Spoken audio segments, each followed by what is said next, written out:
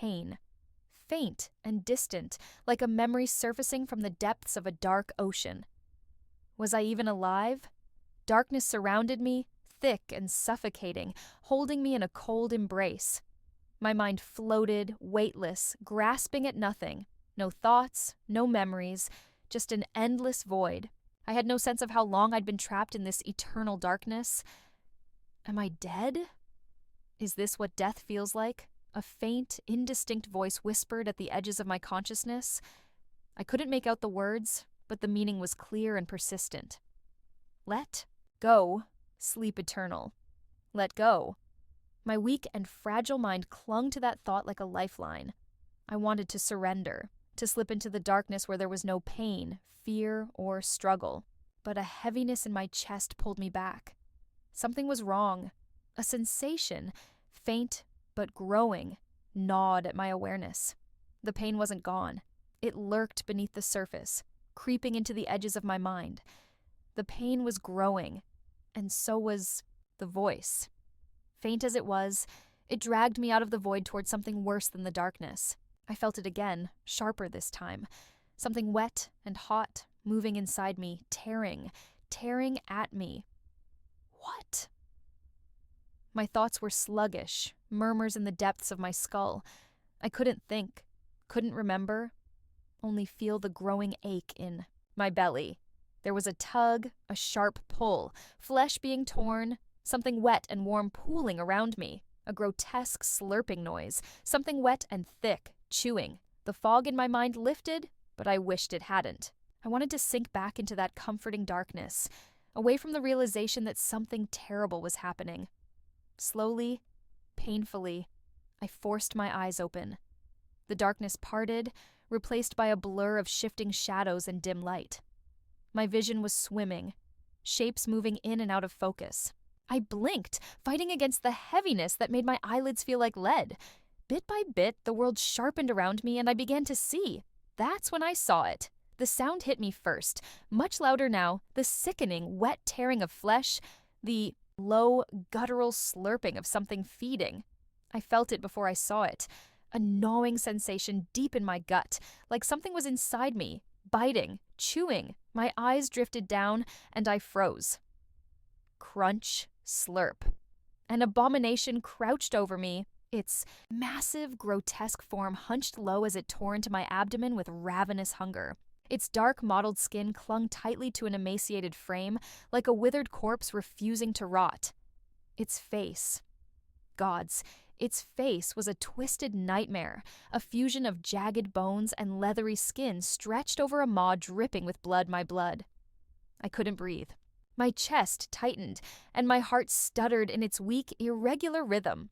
The creature was feasting on me, its claws buried deep in my torn flesh, pulling at the shredded remains of my innards. Each pull sent another wave of cold, burning agony through my body, but I was too weak to scream, too weak to fight, as I heard the sweet voice again faint. But there, the sweet voice whispered again, faint but present. Why fight? Let go, and sleep peacefully. Horrified, I watched as the monster's jaws clamped down, teeth sinking into the soft meat of my exposed stomach, ripping free another chunk. With each wave of pain, the voice grew fainter, the sensation of being eaten. Alive should have been unbearable, but there was only a dull, distant throb. My body was too broken, too shattered to process the full extent of the pain. I felt disconnected, like I was watching from somewhere far away, trapped in a nightmare that wouldn't end. As I started regaining my senses, the smell hit me next. Iron and bile, thick in the air, mingling with the stench of decay. I could taste it in the back of my throat, the rancid odor of death and rot mingled with the coppery tang of my own blood. I wanted to gag, but I couldn't even manage that. My body refused to obey, paralyzed by fear and weakness. The monster's head lifted, slightly, jaws still working, chewing on the flesh it had torn from me. It turned its eyes toward me, and my blood ran colder. Its eyes were dirty yellowish, locked onto mine. There was no intelligence, no glimmer of sentience, just raw, primal hunger. I didn't exist to it beyond the sustenance my body provided. I was meat, Nothing more. My breath caught in my throat, each shallow gasp filled with terror, the crushing realization that I was dying. No, worse. I was being eaten alive piece by piece, and there was nothing I could do. My mind urged me to move, to fight, but my limbs were leaden, numb. I couldn't feel my legs, couldn't lift my arms. I was trapped, helpless, watching as this thing devoured me. I tried to cry out, but only a weak, gurgling breath escaped, wet and feeble. Blood filled my throat, choking me. I coughed, or tried to, but the effort sent another jolt of agony through me, something tearing loose inside. Just a quick reminder before we get started, only 4% of my viewers have subscribed to the channel so far. If you enjoy the content, I'd really appreciate it if you could take a moment to hit that subscribe button and support the channel. Thanks. You so much. The monster didn't care. It kept feeding, oblivious to my suffering. I could hear it now. The crunch of bone, the wet tearing of muscle and sinew. The pain grew stronger, more real with each passing second. The numbness was slipping away, exposing me to the full horror of what was happening. I was dying. Slowly, painfully. Maybe I should let go. Just let go. The thought whispered through the cracks of my consciousness, slithering into the growing void inside me. It felt easy, right to sink into the darkness, to drift where there was no pain. The numbness had dulled the sharp edges of agony. All that was left was a soft, comforting void. But even as that thought consumed me, something else stirred. Flicker, a faint flash like a dying ember in the cold night. It danced at the edges of my mind, just beyond reach. Then it hit me. A memory, sharp and vivid. A boy, no older than a teenager, stood before me, his face pale, streaked with blood. And dirt, chest heaving with ragged breaths. He was terrified. His wide eyes, filled with desperation, stared into mine. I felt his fear as if it were my own, a sickening knot twisting in my gut. And then, pierced. The boy's chest exploded, a dark, bony, monstrous hand plunging through his ribcage. Claws wrapped around his heart, still beating frantically like a caged animal. Blood gushed, splattering the ground. His lips parted in a silent cry. His terrified eyes dulled, losing the light of life in a heartbeat. His body crumpled, like a broken doll as the monster yanked its hand free, holding the heart aloft like a twisted prize. No! The darkness pulsed, alive with the weight of that memory, that grief. My chest tightened, my lungs burning as if I'd been pierced by the same monstrous hand. The vision faded, but the feeling of loss remained, sinking its claws into me, refusing to let go. I knew that boy. I knew him. But who was he? I wanted to cry out, but my body wouldn't obey. The monster still tore into me, claws digging deeper, teeth gnashing through my insides, but the pain seemed distant now. All I felt was the crushing weight of the memory. My mind spun, unraveling, grasping for something, anything that could explain why his death struck me so deeply, why my heart felt like it was shattering. Why? The word echoed through the hollow spaces of my mind, unanswered. Who was he? Why did his death tear at me like this? I felt the grief raw and unrelenting, threatening to swallow me whole. It was like a dagger twisting in my chest, a wound that would never heal. Why am I crying for him? The question surged through my thoughts, drowning out the seductive voice, urging me to surrender. I couldn't let go. Not now. Not yet. There was something I needed to remember, something vital my heart clung to with its final beats. The voice urging me to let go was wrong. I couldn't not until I understood. His death, it meant something. And that unbearable weight in my chest wasn't just grief, it was guilt. The kind that eats away at your soul, leaving nothing but hollow remnants. My heart felt torn apart from the inside, each beat filled with agony worse than the monster feasting. On my flesh, the image of his lifeless body burned behind my eyes, the monster's hand gripping his heart like a trophy. I could see his face, pale and bloodless, frozen in terror. I could hear his silent cry echoing in my ears, tearing through the void around me. Who was he? The question pounded in my skull, louder, demanding an answer. But the memory was slipping. Away, dissolving like mist, leaving only fragments. His face, the claws, the blood-soaked ground. I tried to hold on, but the details blurred, darkness creeping at the edges of my vision. No, I have to remember. I have to. The voice in my mind, the one urging me to let go, was still there, but different now. Softer, sweeter, trying to comfort me.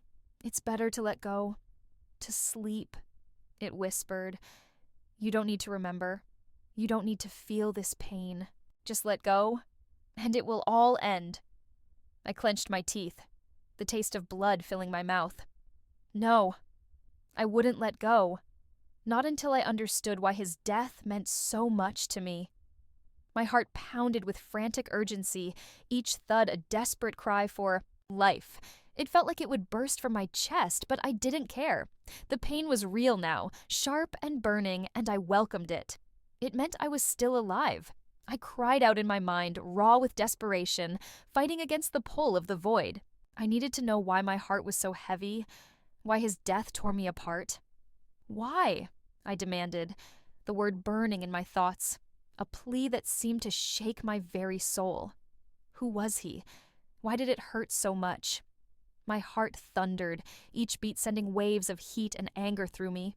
I felt it building, a rage born from grief, from confusion, from the unbearable weight of loss. It clawed up from the depths, consuming everything in its path. Fragments of memory, flickered faces, names, flashes of light and shadow. Mom, Arya, Aunt Nora. Each sent a jolt through me, but they weren't enough. I needed more. I needed to remember everything. My heart pounded faster, refusing to give in. The monster's gnashing teeth, the blood-soaked ground, the boy's lifeless body, they swirled in my mind, a whirlwind of pain and anger. Who am I? I cried out again, louder, a silent scream that echoed through the void, drowning out the lulling voice urging me to let go. Mom, Ari, Edward. The name struck me like lightning, sharp and painful, searing through the fog. Edward, childhood friend. His face flashed before me, vivid and clear, as if he stood right there. I saw him laughing, messy hair falling into his eyes, that mischievous grin. And then, blood. His chest was torn open, a monstrous hand gripping his heart before ripping it free. I had watched him die, watched the light leave his eyes, just like the boy in my memory. My body trembled, a shiver running from fingertips to core, as the weight of grief and loss tried to crush me. My heart, no longer weak, no longer fading, beat against my ribs like a war drum, louder and faster, reminding me I was still alive. But with every beat, the pain intensified, not from the monster gnawing at my flesh, but deeper, primal and raw. The pain of loss, of grief long ignored. As that grief built, so did something else. It swelled within me, a powerful presence refusing to be silenced. The memory of Edward's death shattered, falling away like broken glass. In its place, a new memory surged forward, burning bright, the sky shattering. I could see it so clearly now, like I was living it all over again. The world above me cracked, the sky itself splitting apart like fragile glass, and beyond it, an eye. A titanic, monstrous eye, so vast that it seemed to swallow the heavens. It peered down at me, unblinking, its gaze freezing everything in its path. The air grew heavy, the ground trembled, and the world itself seemed to hold its breath under the weight of that gaze. It wasn't just a look, it was a judgment, an all-consuming stare that pierced through flesh and bone, straight to the core of my being. But along with the terror came a name.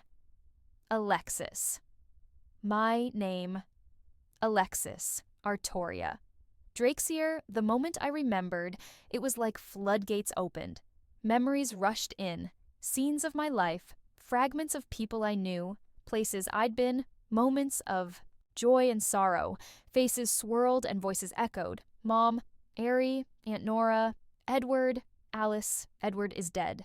And I couldn't do anything. The weight crushed me, pressing on my chest and making it hard to breathe. Death.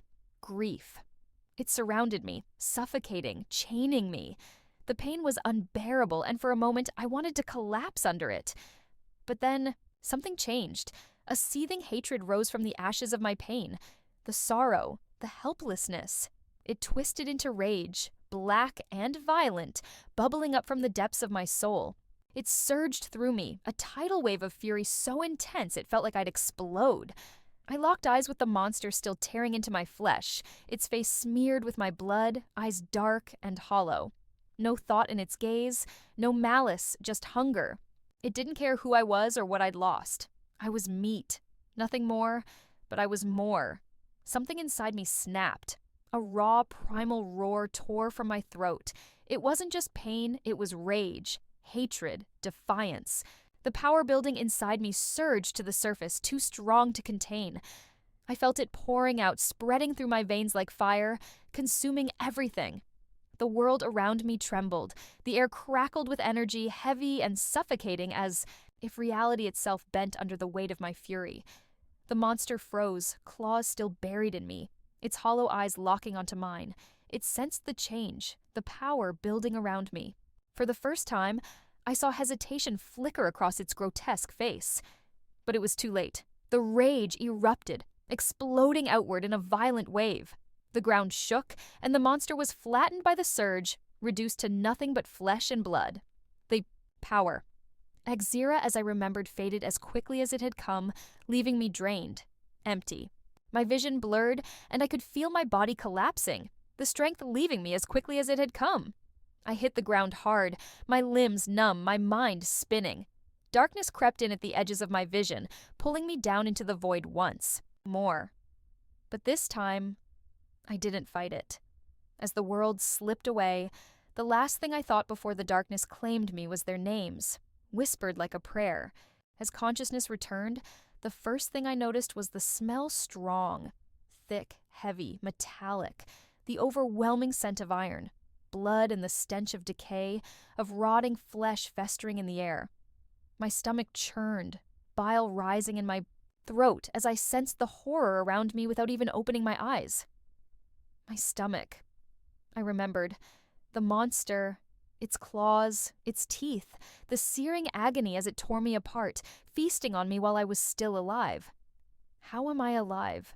I was afraid to move, fearing the pain would return, that I'd feel my insides spilling out again. My chest felt tight, my breath shallow. I forced my eyes open, the weight of reality pressing down as the world came into focus. I took a deep breath, a mistake. The stench hit harder and I gagged, my stomach lurching. I coughed, the sound ragged and dry, my throat raw, but there was no pain in my gut. My heart pounded as I cautiously dragged my hand across the floor, bracing myself to feel torn flesh, a gaping hole where my stomach should be. But there was nothing. No slick warmth of blood, no raw, open wound, just smooth, unbroken skin. I blinked, struggling to process what I was or wasn't feeling. My stomach was healed, whole. My fingers trembled as I pressed them harder against the flesh, expecting pain, torn muscles, and a gash that should have been there. But there was nothing.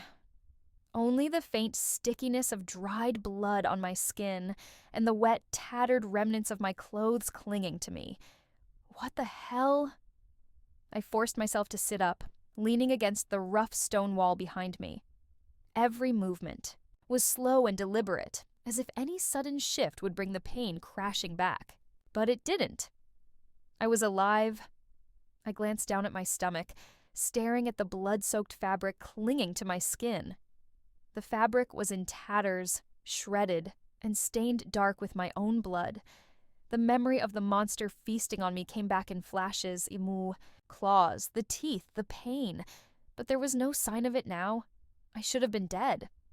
I had felt myself dying, my insides torn apart, my life slipping away. And now? But how? How was I fine when just moments ago? Or was it hours? I had been nothing more than a feast for that thing. My head spun, confusion swirling like fog in my mind. None of this made sense. My memory was fuzzy. Nothing seemed to surface. I swallowed, my throat dry and aching. But still, there was no pain. The only thing that burned was the confusion. What had happened? How did I end up here? Dragging my legs closer, I forced myself to move, muscles stiff and aching as if I hadn't used them in days. I leaned back against the wall, breath coming in short, shallow bursts as I stared around me. The monster's corpse lay on the ground, flattened in a pool of dried blood beneath it. What did I do? At least that ugly creature is dead. I remembered. The rage, the blinding, all-consuming fury that had surged through me like a firestorm, burning hotter than anything I'd ever felt. The power Exera, I recalled, ripping through the air, tearing everything apart. And then, nothing. Darkness. I must have fainted, my fingers clenched into fists, gripping the dirt and stone beneath me. My heart thudded faster as fragments of memory pushed through the fog. I had killed it. Silence pressed in, heavy and suffocating, broken only by the distant drip of water somewhere in the darkness. I glanced at my hands, still trembling. The blood mine or the monster's? Drying on my skin, looked up, gaze drifting over the dim surroundings. The darkness was broken only by the faint, eerie glow of moss clinging to the walls. It wasn't much, just a dull, sickly green light that barely illuminated the cave, but enough to make out jagged rocks and uneven ground. The moss grew thick and abundant, its soft light painting the place in shades of green. Shadows clung to the edges, shifting and flickering in the dim glow like ghosts haunting the cave. The light didn't do much to fight the suffocating darkness, but it was the only thing keeping the cave from swallowing me whole. In my current state, I'd be lost without it. My heart still pounded, but the panic that had gripped me before was ebbing away. I need to think. To breathe. I closed my eyes and took a deep breath, the foul air filling my lungs. It didn't help much, but it was a start. I had to calm down and clear my mind before I lost myself again in confusion and terror. I needed control, or at least the illusion of it. Without thinking, I shifted into a more comfortable position, back pressed against the cold, damp stone. I crossed my legs, a posture familiar, instinctual. My hands rested on my knees, palms facing upward. I focused on my breathing, drawing in slow, steady breaths. Meditation, the thought flickered in my mind, surprising me. I knew how to do this. My body remembered, even if my mind was still swimming in fragments of forgotten memories. Was it muscle memory? I wasn't sure, but I didn't care. It was something to hold on to, something to ground me in this nightmare. As I breathed in and out, the noise of the world around me, the distant drip of water, the hollow silence of the cave began to fade. My mind, still fractured and chaotic, started to calm. The frantic beat of my heart slowed, and the tension in my muscles loosened. For the first time since waking, I felt a sense of stillness. I focused on that feeling, letting it wash over me. My thoughts stopped racing. The confusion and fear dulled, just enough for me to breathe without that crushing weight on my chest. Maybe I didn't understand what was happening. Maybe I was still lost in the dark, surrounded by death and monsters and memories that didn't make sense. But for these few moments, I had control. I was alive. I was breathing. I took another breath, feeling the cold air fill my lungs. The trembling had stopped. My hands were steady now, my heart no longer thundering. The fear was still there, lurking in the back of my mind, but it had lost its grip. I'm not helpless. I'm not lost. Not anymore. I opened my eyes and stared into the dim glow of the cave. The shadows no longer seemed so suffocating, and the oppressive weight of the darkness had lifted, even if only slightly. I had control again. Maybe not over everything, not over the memories still locked away, not over the horrors that had brought me here, but I had control of myself. And that was something.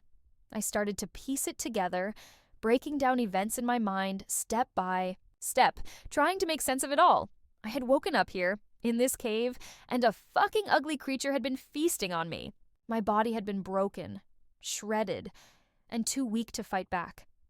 Too weak to even resist. I remembered the pain, or rather, the absence of it. The numbness that had crept in as my life slipped away. But there was something else. something more important.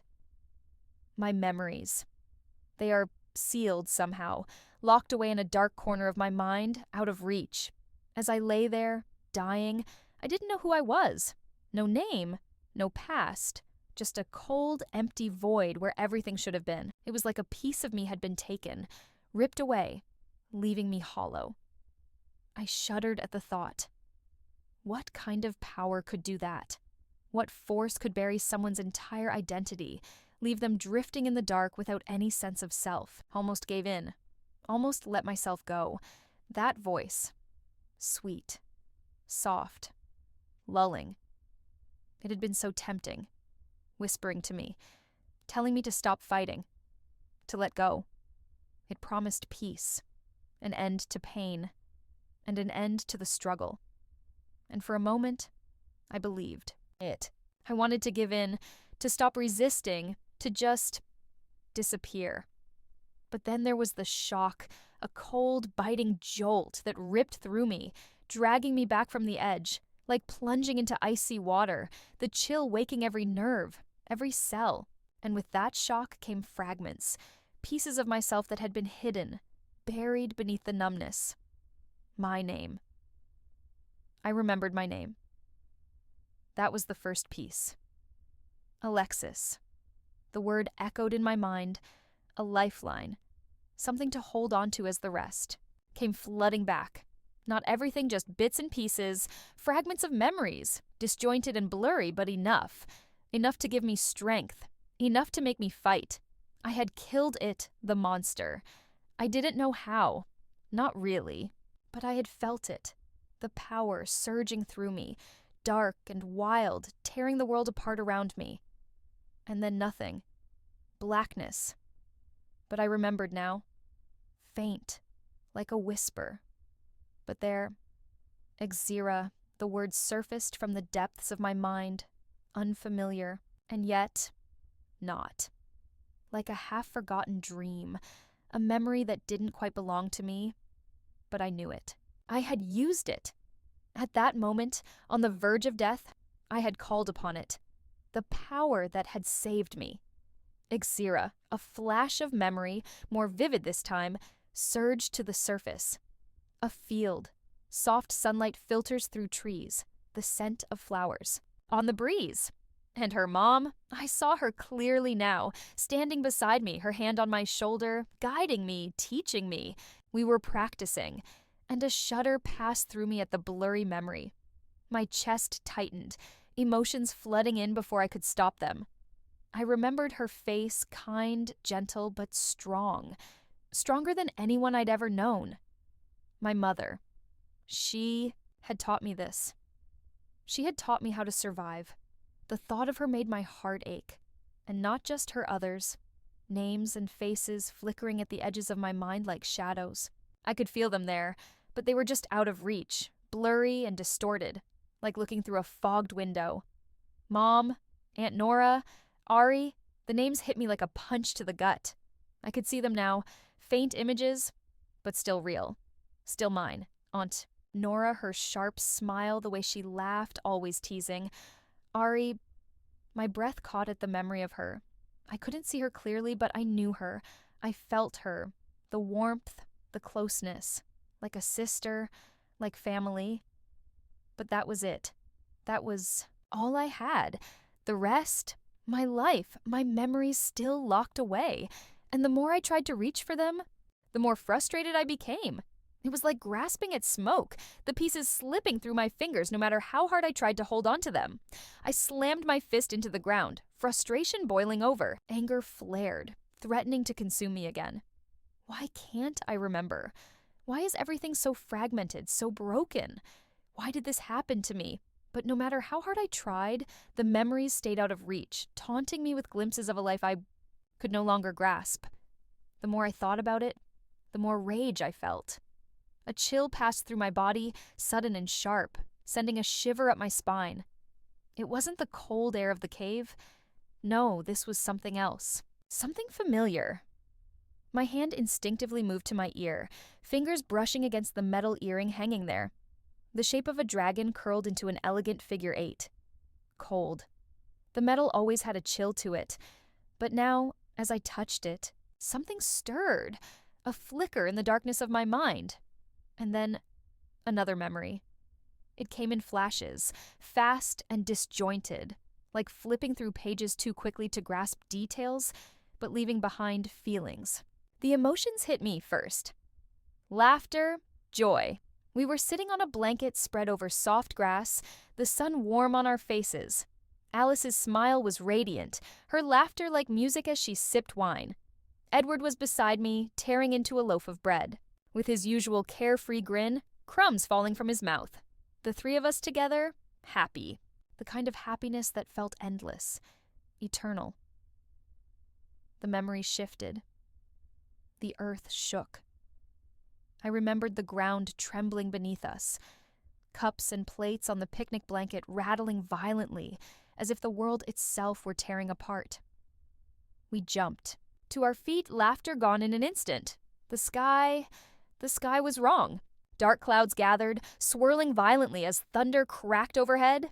A sound like ripping fabric echoed through the air, followed by a deep, guttural roar.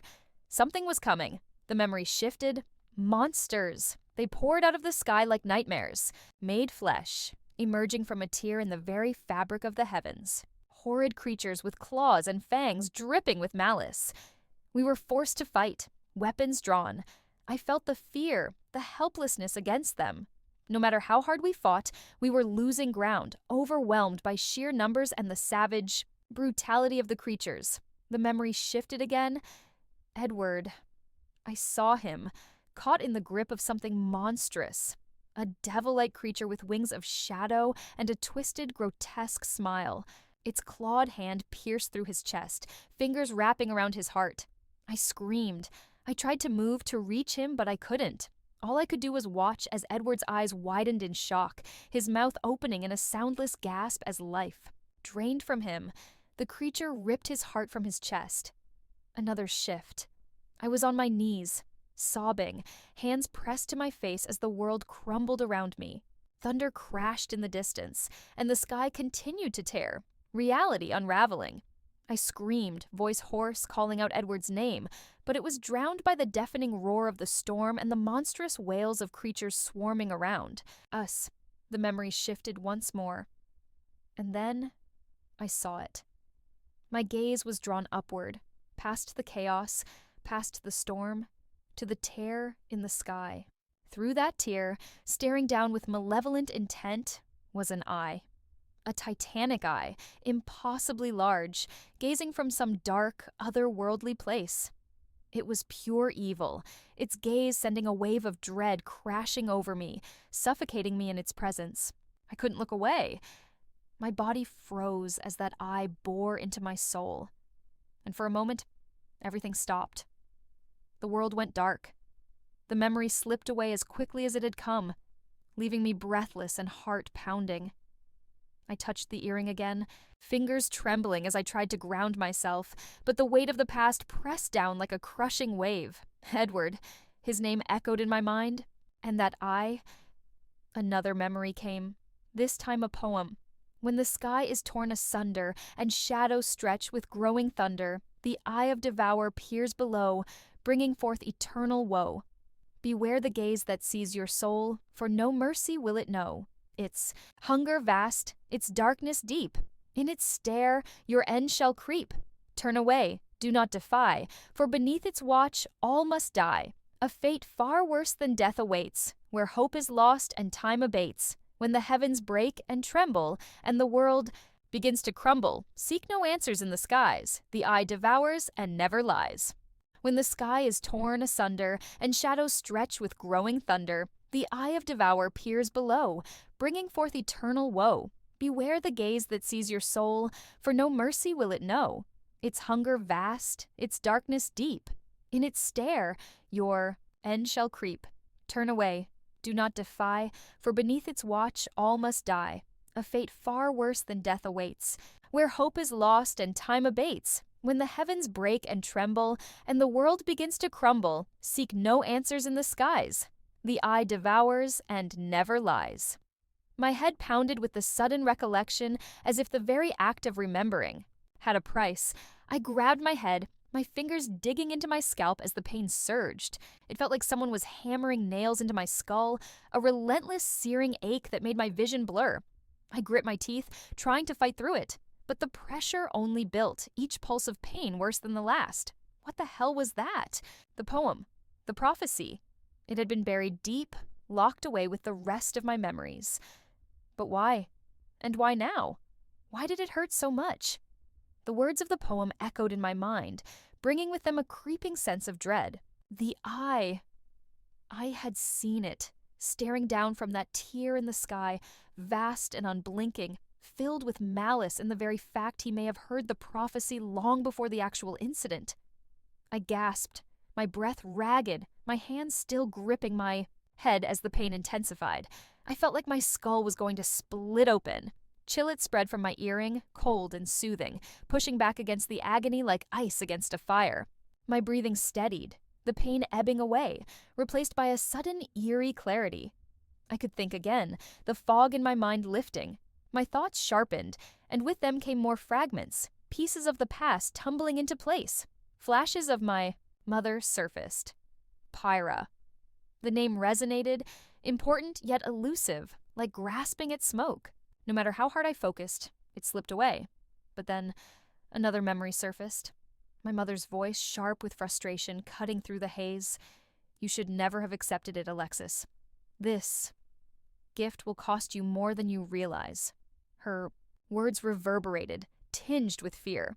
I saw her standing over me, concern and anger etched on her face, hands clenched, but the rest was a blur. What had I accepted? What gift worried her so much? The earring. My fingers traced the cold metal of the dragon-shaped earring. Was this the gift? It seemed too insignificant to carry such weight, but the chill it emanated, the way it connected to my memories, it couldn't be a coincidence. Leaned back against the wall, the cold stone pressing into me. My head still throbbed, but at least I could think. Silence enveloped the cave, the faint green glow of moss casting eerie shadows. I closed my eyes, taking deep breaths to calm the storm in my mind. I need answers. The thought echoed through me, sharp and clear, pushing aside the fog that clung to my mind. I needed answers. I needed to know what had happened to my family, to Alice, to Aunt Mel. The names felt heavy like anchors dragging me towards something I couldn't see yet. But one thing was clear. If I wanted to find them, to understand what had happened, I had to get stronger, strong enough to stand beside my mother. I may have forgotten nearly everything. But this I knew for certain. My mother was the strongest being on Earth. She was powerful, far beyond what anyone else could dream of. And I had been weak. That's what stung the most. Taking a deep breath, I inhaled the stale air, the scent of blood and rot thick and seared in my nose. My muscles protested as I pushed myself up, pain flaring in my limbs, but I ignored it. I needed to move, couldn't stay here wallowing in half-forgotten memories and regrets. The cave spun for a moment as I stood, legs shaky, threatening to buckle, but I forced myself upright. I wouldn't fall. Not again. I have to grow stronger. Strong. Enough to not give a fuck about anything. The thought burned in my mind. The flashes of Edward's death, of the eye, of the monsters were all tangled up in that weakness. Not anymore. I gritted my teeth, steadying myself, my breath coming in slow, controlled bursts. Every muscle in my body screamed in protest. Pain was nothing, not anymore. But I realized how frail I was. My legs trembled, barely supporting me. I pressed against the wall for support, fighting to catch my breath. Fatigue threatened to overwhelm me. Pathetic. I couldn't help but sneer at myself. Here I was, barely able to stand. A shadow of whatever I once was. But I wouldn't let this body beat me. Not after everything I'd been through. Focus, Lexi. What would Mom say seeing this? Another deep breath. The cave was silent except for the faint drip of water. After what felt like an eternity, I finally managed to stay upright without leaning on the wall. Small victories, I thought, but they Counted. I stretched out my arms first, letting them dangle as I rolled my shoulders. They were stiff, the joints creaking with every motion. I winced as I stretched further, feeling the pull of muscles that hadn't been used in who knows how long. Next was my neck. I tilted my head from side to side, the vertebrae cracking in, sharp little pops that sent faint ripples of discomfort down my spine. It felt good, though, in a strange way, like my body was waking up after being dormant for too long. With my arms and neck loose, I moved to my waist, twisting slowly from left to right. My balance was still shaky, but I pushed through it. I needed to feel alive again, even if it hurt, especially if it hurts. Finally, I bent my knees, careful not to push too hard. The soreness was still there, a dull ache reminding me that my body was far from recovered. But the more I moved, the more control I regained. The more the weakness faded, I took a few careful steps, feeling out the ground beneath me. The jagged stones pressed into my bare feet, sharp and unforgiving, but I welcomed the sensation. Pain meant I was still here, still alive. I decided to finish the warm-up with a few jumping jacks, slowly at first, just to make sure I wouldn't collapse halfway through. My body protested, but I ignored it, pushing myself harder with each jump. It felt strange, familiar, but distant. Like a forgotten habit surfacing from the depths of my mind. 1, 2, 3.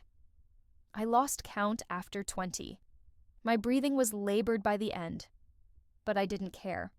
The soreness in my legs had dulled, and I felt more grounded than I had since waking up in this cave. I might have been weak, but I wasn't helpless. Not anymore. Leaning against the wall again, I chuckled to myself. What would my gym buddies say if they saw me now?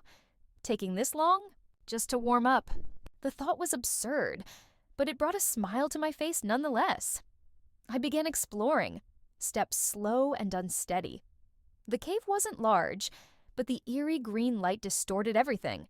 I found a narrow passage in the far wall, the only apparent way in or out. A single passage, no other way. How the hell did I even end up here? The thought gnawed at me as I scanned for another exit. Nothing. Someone must have brought me here. Teleportation, some kind of retreat ability. I sighed. A mix of frustration and confusion. It didn't make sense, but standing around wouldn't help, so I continued walking, circling the cave. It was disorienting, the way the glowing moss cast everything in that sickly green hue, and before I knew it, I found myself back where I started. The monster's corpse. Grimaced, the stench of decay hitting me all over again. The sight of it, too. A disgusting, mangled thing. Its body twisted and bloated in death.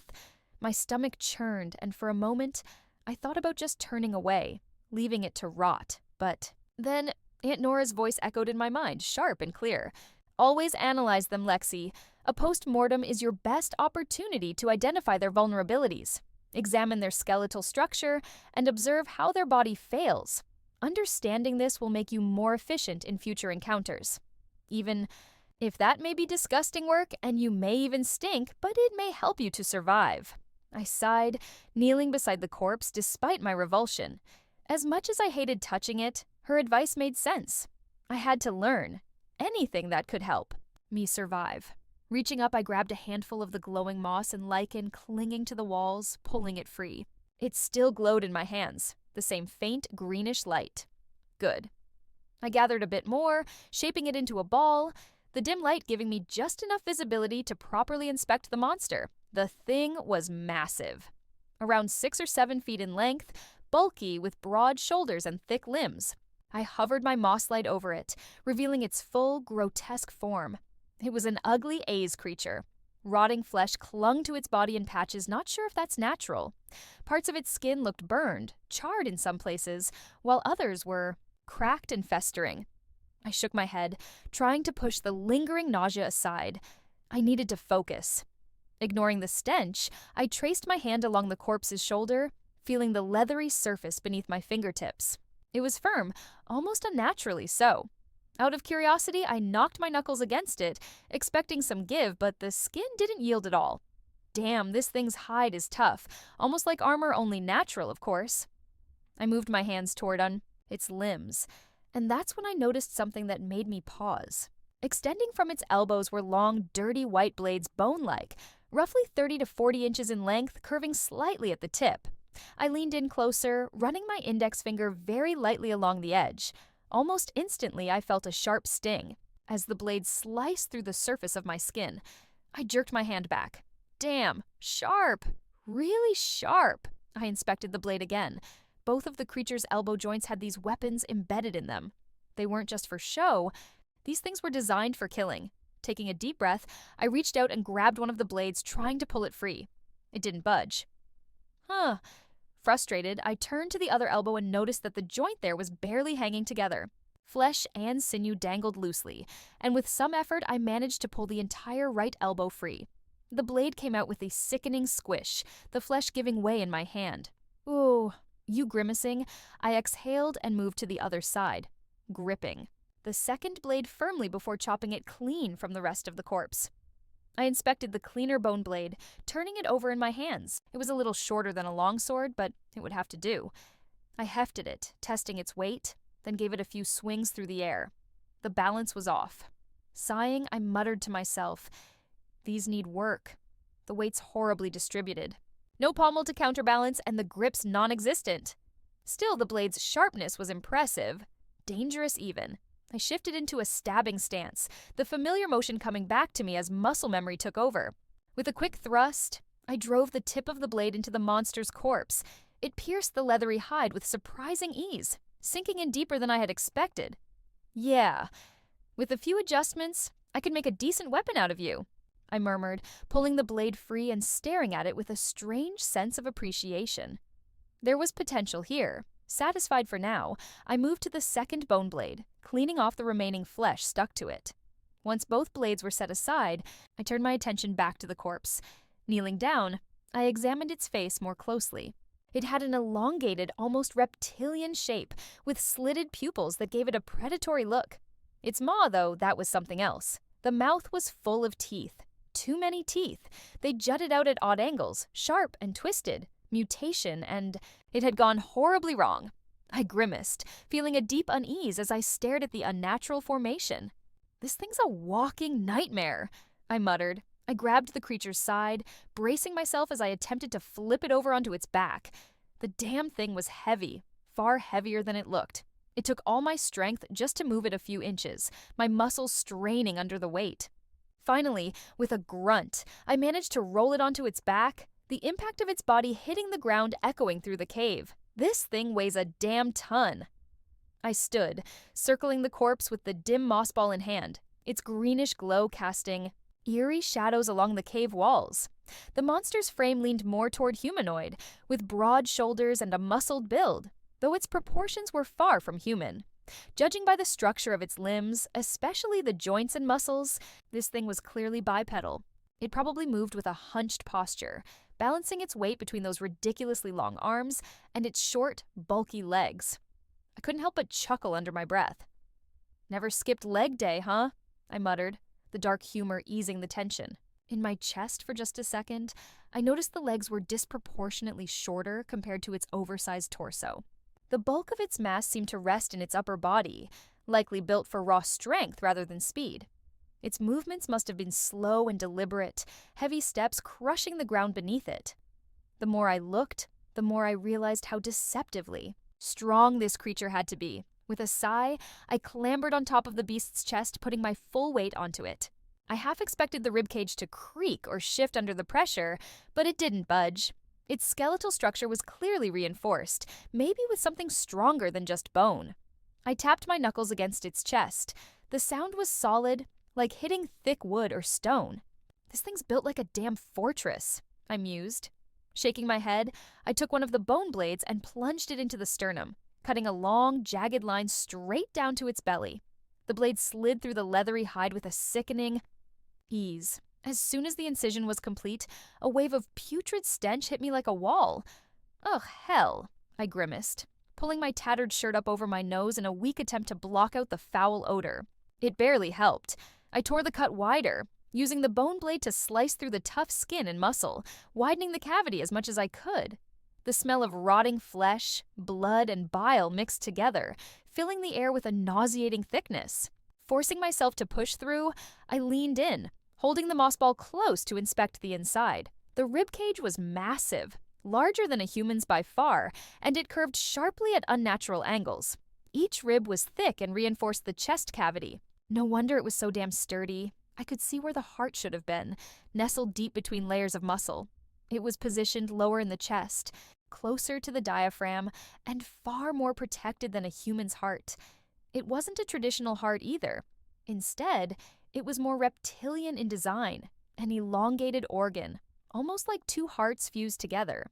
The muscle tissue around it was dense, probably pumping blood through this massive thing's body with immense force. Another clear indication of mutation in this monster. Hope it's just this fucker. This thing's a tank, I thought, grimacing again as I tried to get a better look at its insides. The lungs were massive, too, filling up most of the chest cavity, with darkened, leathery tissue that suggested the creature was built for endurance, for long hunts. Stretching my neck and shoulders, I cracked my stiff joints, forcing myself to focus. The stink still clung to the air, thick and suffocating. I leaned back, wiping the sweat from my forehead, my mind racing with the possibilities. Studying this thing wasn't just a morbid curiosity, it was survival. I needed to understand what I was up against, and worst of all is the next part I need, to check what this ugly fuck eats. Not gonna be fun, I muttered under my breath, my voice muffled beneath the shirt I had stretched over my nose again. The nauseating stench still hung thick in the air, threatening to choke me with every breath. With a resigned sigh, I leaned back into the opening of the monster's chest, hunting for the stomach. My hands moved carefully, avoiding the jagged, bone edges and slimy organs, tracing my fingers along the interior until I found it. The stomach was a bloated, disgusting sack, heavy with half-digested contents. Before I went any further, I paused, straightening up.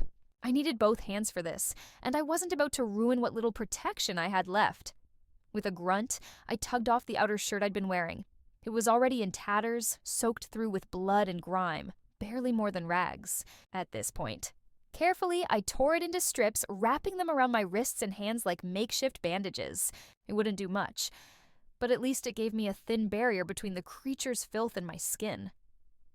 I took a deep breath, steeling myself, then plunged my hands back into the cavity, gripping the swollen stomach. It was about the size of my head, slimy and bloated. With a quick, decisive slice from the bone blade, I cut it free, pulling the grotesque organ out of the body with a wet, squelching sound. Ugh! Disgusting. Setting it down carefully on the cave floor, I grabbed the bone blade again, and with one fluid motion, sliced the stomach open. A vile, putrid odor immediately hit me, worse than anything I'd smelled before. Even with the rag over my face, I gagged, my stomach threatening to turn. The contents of the stomach spilled out in a half-digested mess. Chunks of flesh, bones, and indistinguishable remains oozed from the opening, mixing with the dark, acrid fluid inside.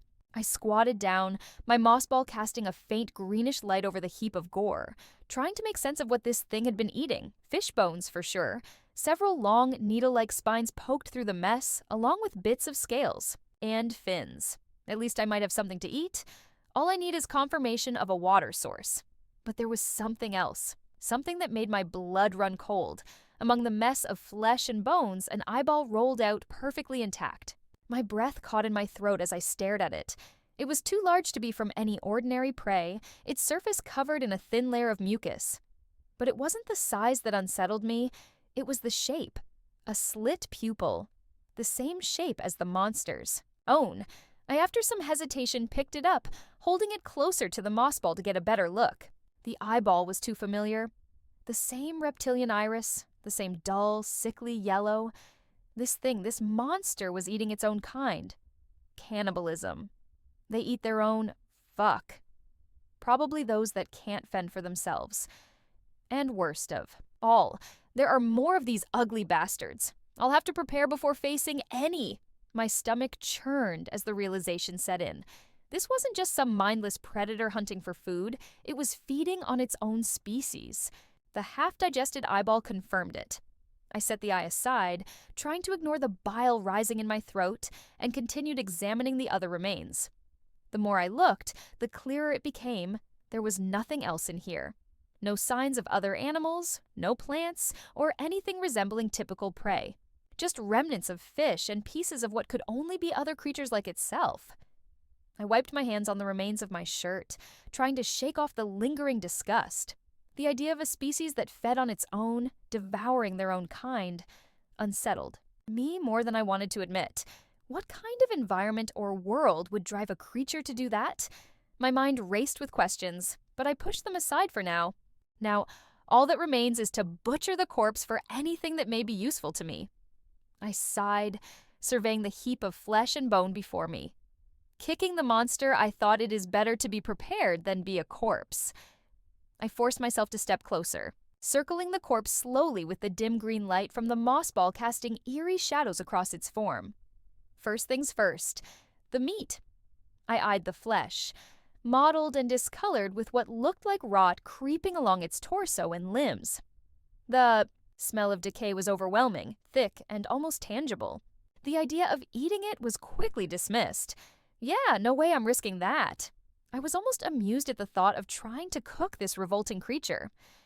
Good to know there might be fish somewhere around here, though. The remnants of fish in its stomach were a small, hopeful sign.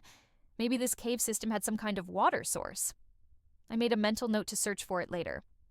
Water and fish. I continued inspecting the creature. Its skin, while burned and rotted in several places, still had patches of tough, leathery hide. Running my fingers over one of the unburned parts, I knocked it with my knuckles again, like I had before. The skin was hard, like natural armor, but there were some sections that seemed intact enough to harvest. Leather, I muttered, considering my options. Could definitely get some from the chest, back, arms, and legs.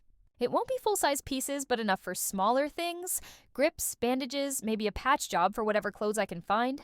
I pulled out the bone blade I had harvested earlier, testing its edge again by lightly running it over my palm. As sharp as ever. This would be my tool.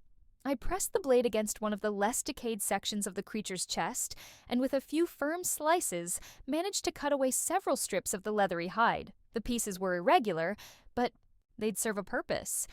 I worked steadily, moving to the arms and legs, harvesting whatever I could. The skin was thick, but beneath that, the flesh was softer, and I grimaced as each slice of the blade sent small waves of that rancid stench into the air. Once I had enough, I set the strips aside and turned my attention to the creature's limbs, specifically its claws. At first glance, I'd assumed they were just oversized, jagged nails, but now that I was looking closer, I realized they were more like bones extending out of the fingers. Long, sharp, and deadly. They varied in size, but even the smaller ones were pretty sharp. These things aren't made for fine work with their hands, I thought. More like weapons than tools. The claws could prove useful. The larger ones could easily be fashioned into knives, and the smaller ones into needles, awls, or even throwing weapons. Kunai, perhaps. I chuckled softly at the thought. I'll take them all, I decided. I began methodically cutting each claw from the creature's bony fingers, laying them aside one by one. Some of them broke off easily, but others required a bit more effort to dislodge. I kept going, working through the tedium with the determination of someone who knew that every second mattered. The bigger claws, I decided, would make good knives. Once I had the means to sharpen them and the smaller ones well, I'd figure that out later. When the last of the claws had been harvested, I stood up, stretching my aching back. The process had taken longer than I expected, but it was worth it. I now had a small arsenal of potential tools and weapons at my disposal, and I hadn't even gotten to the bones yet. I surveyed the creature's limbs, my eyes lingering on the thick femur and humerus bones. They were large, hollow in some places, and surprisingly sturdy. With a little work, they could serve as simple containers or even as supports for other makeshift tools. Hollow bones should be good for holding things, maybe even storing water if I seal them right. My mind was already working through the logistics as I set to work extracting the bones. The femur came free with a series of gruesome cracks as I cut through. The tendons and muscle. I pulled it out and hefted it in my hands. It was light but strong. After repeating the process with the humerus, I laid the bones beside the rest of my harvested materials. already considering how to put them to use. The next thought was less pleasant, but necessary. I grimaced at the idea of grinding the bones. Down for powder, but I knew it was an option. Bone powder could be useful for a number of things. Calcium supplements, fire starters, Ian Ven as a rudimentary abrasive if I needed to sharpen something. Fire, I muttered, rubbing my chin. I could definitely use some bone powder for that. As for the bone marrow itself, I wasn't going to risk it. There was no telling what kind of mutations or toxins this monster might carry, but fat could be useful for starting fires, and it might be safe enough if I was careful. I knelt down beside the corpse again, beginning the slow, methodical process of extracting whatever I could. I worked in silence, occasionally glancing at the mess around me. The blood and organs were of no use to me, and I had no desire to test their properties. The less I dealt with the creature's insides, the better. Still, as disgusting as the process was, I'm learning something important, something vital about these monsters. Finally, when I was done, I stood up and surveyed the pile of harvested materials.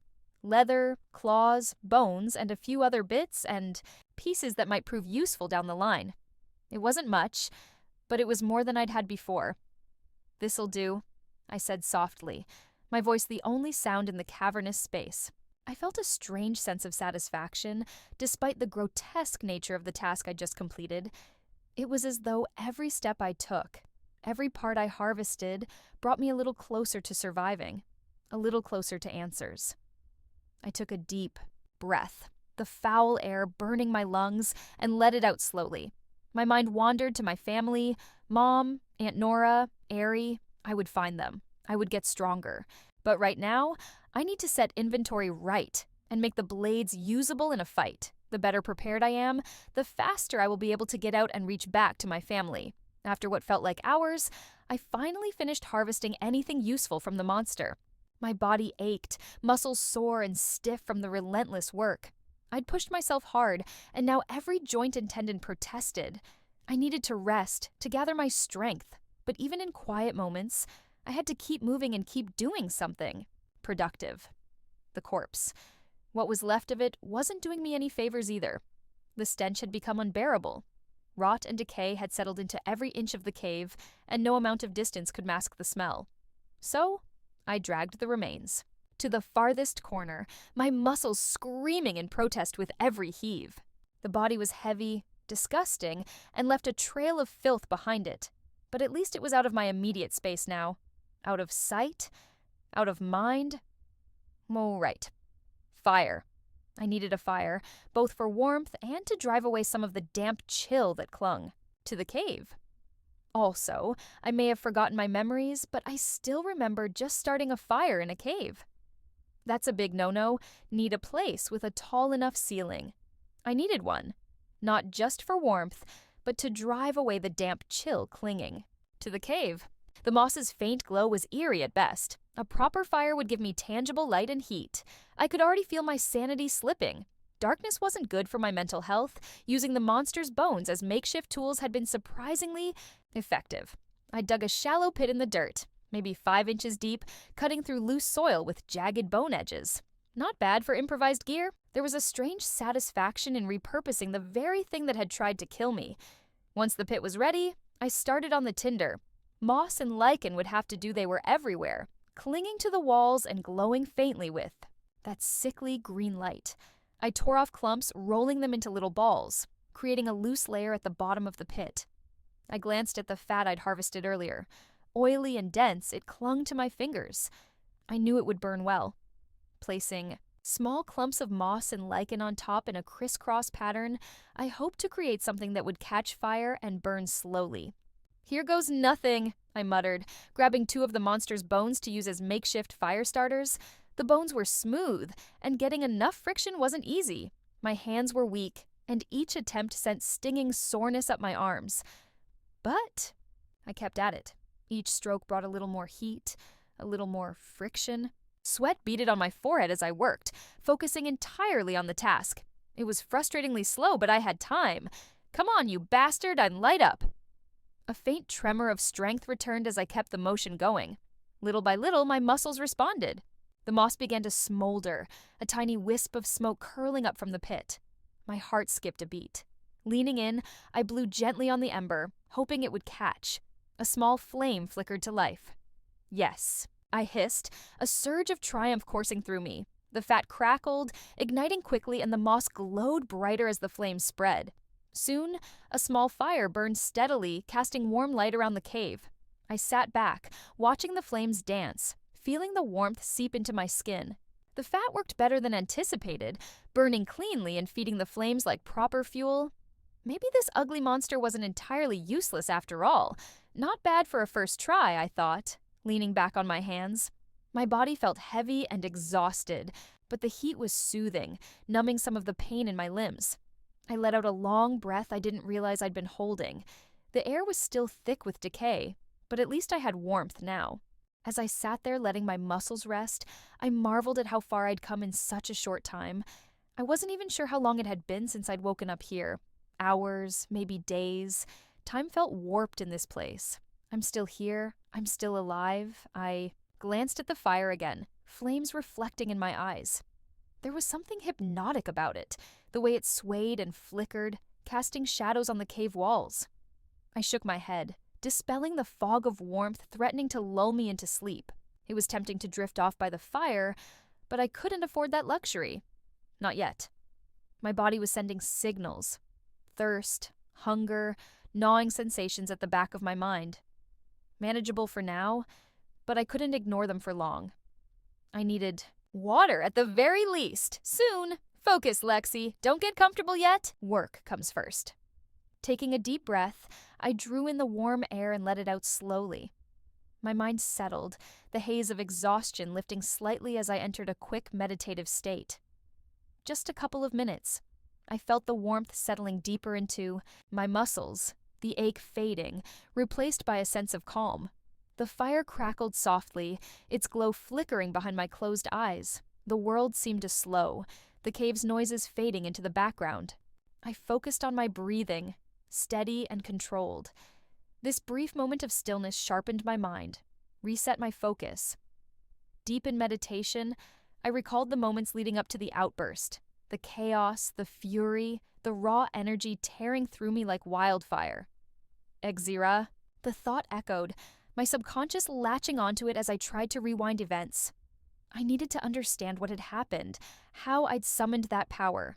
Straining to remember, fragments of memories surfaced, bits and pieces from long ago, when life wasn't about survival, but about learning, training, and family. A familiar voice drifted into my mind, soft yet strong. Lexi, sit here, Mom had said, her voice calm but firm. I remembered sitting next to Arisa, my little sister, her silky hair slipping between my fingers as I ruffled it. Earning a playful swat, Mom stood before us, arms crossed, exuding her usual unshakable confidence. It was a lecture we'd heard many times, but this time felt different. She was about to reveal something deeper. All right, before we delve into combat, it's high time I properly explain our house's origin art. She paused, her eyes meeting mine, then Arisa's. There was a weight beneath her words, making them feel heavier. The name Exira was coined by your father, who was also its first user. She rarely spoke of Dad, and when she did, her tone held a mix of pride and sorrow, as if mentioning him reopened an old wound. Exira, in its most primitive form, is a type of mental manipulation, or self-hypnosis, if you will, she explained. It allows the user to assert dominance over others. I furrowed my brow, not fully grasping the depth of what she was saying. Mental manipulation? Dominance? It sounded abstract, detached from our usual combat training. Yet, as she spoke, I sensed the power of her words. As you delve deeper into its mysteries, one truth remains, she continued. Exira is fueled by pure emotions, but most importantly, by one's will. Her eyes hardened when she said that. Gaze, piercing, as if daring me to question her. She wasn't just talking about a technique, she was speaking of something fundamental, tied to who we were as House Drakesiers. That's the first tier of Exira, she said, her voice lowering to emphasize the gravity. At this level, Exira is formless. It can mimic other powers, whether elemental or physical, but its most efficient use is asserting dominance over others. I remembered shifting uncomfortably, trying to process what she meant by dominance. It sounded vague, distant from practical training, yet I realized she wasn't talking about physical strength or combat prowess. She spoke of something deeper. Will. The raw power to impose your will upon others, to shape reality through sheer determination.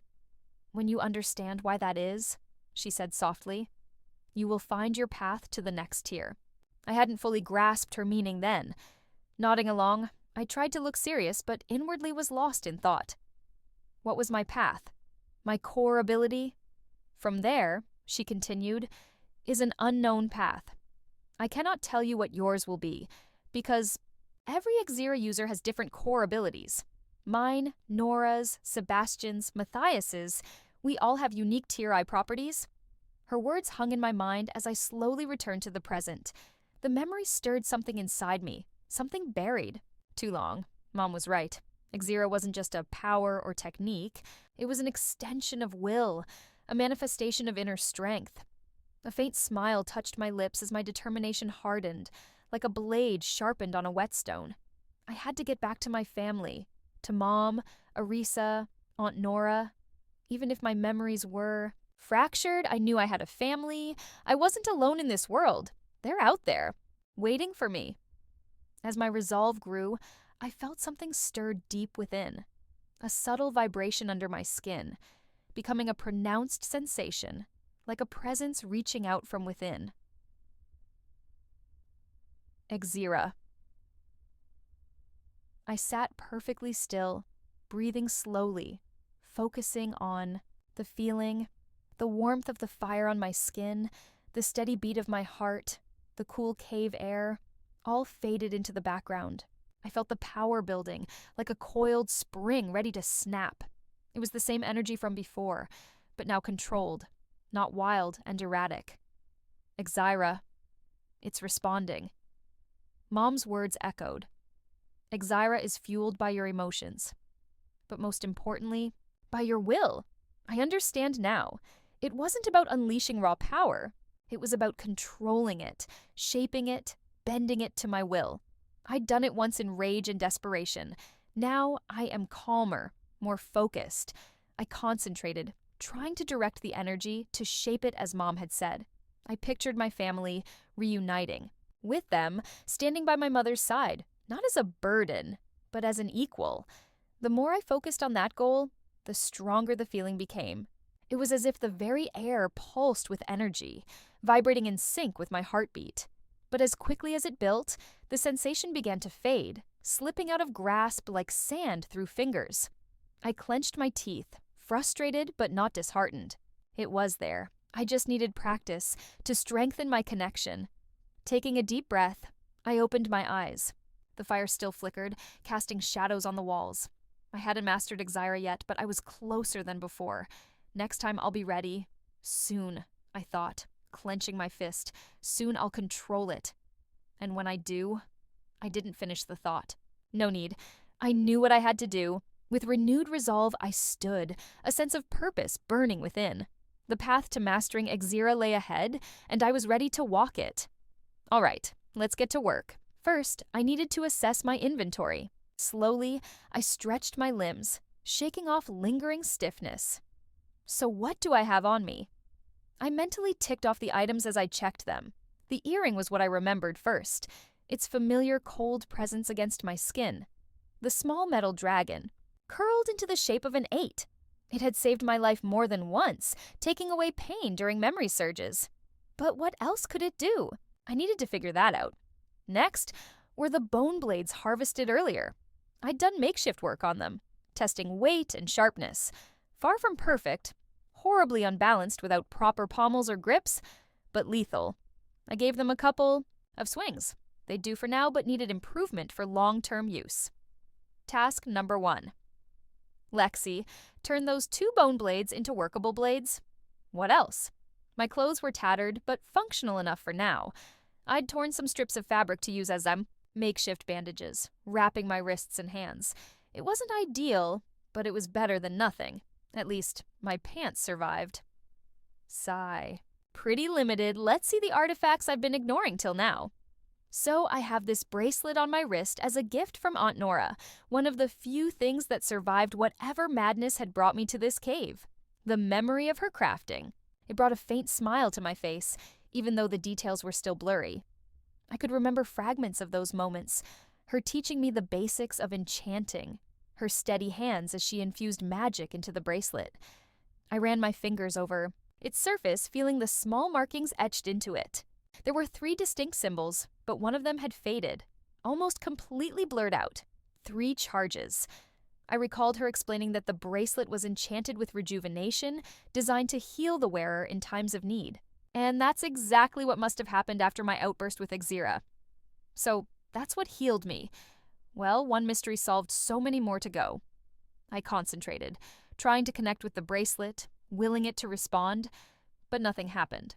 No magic stirred within me. No connection formed. It must have been triggered automatically when my power surged out of control. Figures. Only works when I'm fatally wounded. I gave a small, dry chuckle. Next on the list was the ring on my right, index finger. A dark metal band, cold to the touch, with a dragon engraved along its surface. I turned it slowly in the dim light, recognizing it instantly. The Drakesier family ring. My heart lifted for a second as I gazed at it, the symbol of my house and everything it represented. It had been a part of me for as long as I could remember, but the joy was short-lived as reality set in. Great. It's only good for controlling House Drakesier's facilities and showing my authority, which are nowhere near here. I sighed, feeling the weight of disappointment. As much as I wished it had some hidden ability that could help me in my current situation, it was useless out here, but it could help me immensely if I find any people. Finally, I reached for the pendant hanging around my neck, my fingers brushing the cool metal. The moment I touched it, a faint purple glow pulsed from within, and a wave of recognition hit me. The family heirloom. A spatial storage pendant filled with everything I could possibly need. The realization sent a surge of excitement through me. If I could access its storage, everything would change. This cave would turn into a survival breeze, a pay-to-win dream scenario. I closed my eyes, focusing, willing myself to connect with the pendant, imagining it responding. I mentally reached out with Exira, straining to activate it, hoping to tap into its hidden storage. Minutes passed. Nothing. The glow flickered weakly, but no door to a treasure trove opened. No magic responded. Frustration built. Come on. Work. Still nothing. I sighed, dropping the pendant against my chest. For now, it was useless, just like the ring. I'd have to figure out how to access its power later. Maybe it required something I was missing, or my connection to Exira wasn't strong enough yet. Either way, it wouldn't help now. Fuck. Later. I'll deal with it later. For now, I had enough on my plate. Survival had to be on my terms, with tools I could actually use. I sighed, sitting back by the fire. Now that my immediate surroundings were secured, it was time to think about tools and weapons. The monster's bones could be useful beyond blades. The femur or humerus could be turned into containers. Maybe carve out a hollow for storage or use them to carry water. Speaking of water, I'd need a way to store it once I found some. If this cave system had fish, then water couldn't be far. I ran my hands over the bone blades again, thinking of ways to refine them. A pommel to balance. The weight, I reminded myself. Without it, any swing would be sloppy, and the force would be too concentrated in my wrists. Maybe I could fashion some sort of grip using the monster's hide. I'd already set aside some leathery pieces from its chest and back small, but they'd do for grips or even bandages if I was careful. It was just a matter of stitching everything. Together, somehow, the claws I'd harvested would come in handy too. Sharp, durable, varied in size. Some could be small knives or throwing weapons. Smaller ones could become needles or awls. Fine work wouldn't be easy, but I didn't need perfection, just function, tools and weapons. Check. But what about skills? I clenched my fists, the firelight, casting long shadows over my knuckles. There was so much I didn't remember, but I had to start somewhere. No more stumbling in the dark. I had to rebuild my skills. Piece by piece, a flicker of resolve burned inside, echoing the fire before me. Tomorrow I'll start working on the tools. Then I'd find water. And then I'd figure out Exira to be combat ready. one step at a time. I'm not going to die here, not until I have my answers. Hey everyone, if you enjoy these epic HFY stories, don't forget to subscribe, hit the like button, and drop a comment below to let us know your favorite part or what stories you'd love to hear next. Your support keeps the channel growing and the stories coming. Thanks for being part of this channel.